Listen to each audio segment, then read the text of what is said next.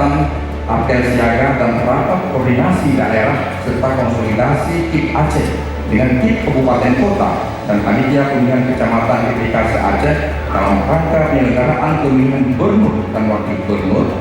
bupati dan wakil bupati serta wali kota dan wakil wali kota tahun 2024 dengan ini saya akan dibuka.